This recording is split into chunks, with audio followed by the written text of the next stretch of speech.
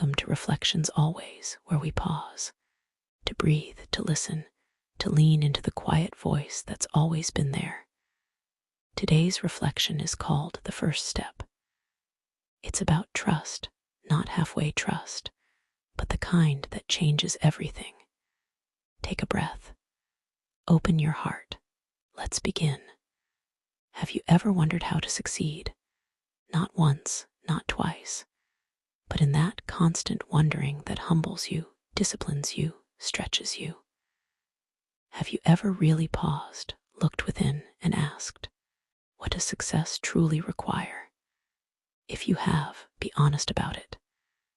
And if you haven't, here's something to know: success. It's simpler than we think, but only a few dare it. Why? Because it's not something you reason out, not something you calculate or predict.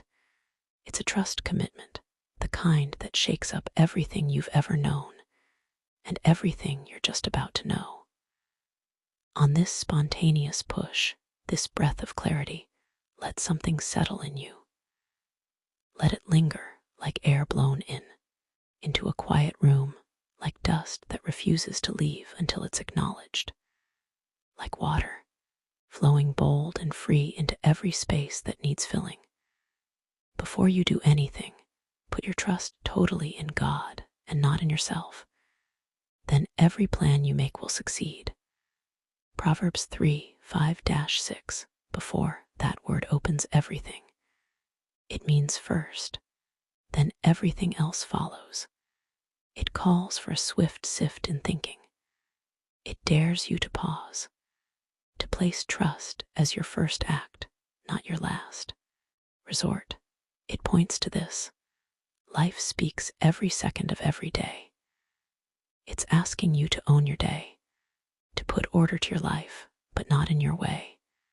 Instead, in trusting God totally. That kind of trust, it's you walking calmly through chaos, you smiling in storms, you holding on to the invisible while the visible screams give up. You don't, you won't, because you've committed fully. You stand alone, you're isolated, you're provoked from within, but still you stand. Unapologetically, whole, unapologetically you. Why do only a few make it to the finish line? Because life tests you in real time. It crosses your path with resistance, with contradiction, with the hard and the unexpected. And here's the real: it's never the same for anyone. No blueprints, no repeats, just you and God.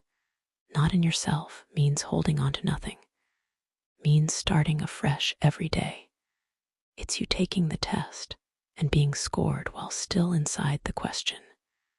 No rewinds, no spoilers, just you in life's unfolding circle.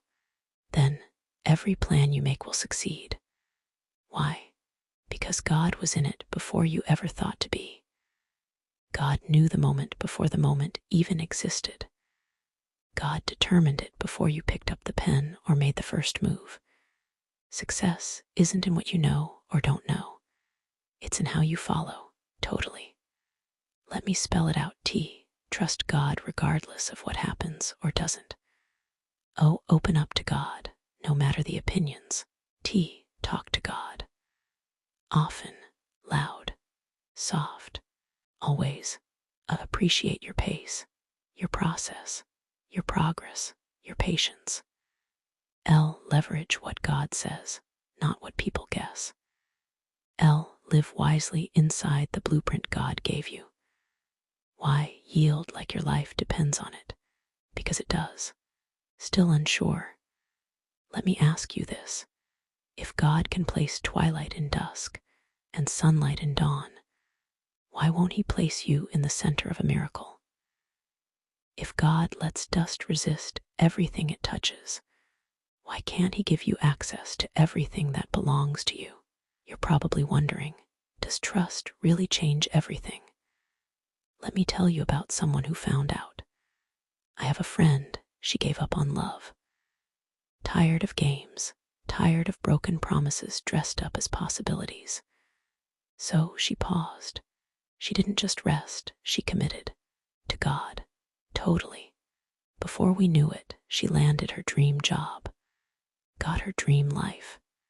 And then, on a random day, on a street she'd walked for years, feeling invisible, she crossed paths with her future husband. He saw her.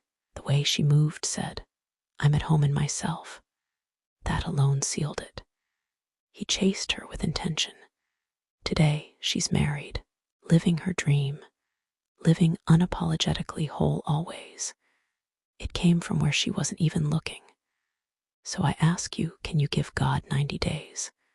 Not halfway, not maybe, not when it's convenient, but totally, deliberately, like your life depends on it. For 90 days, before anything else, put God first. Not second, not last, first.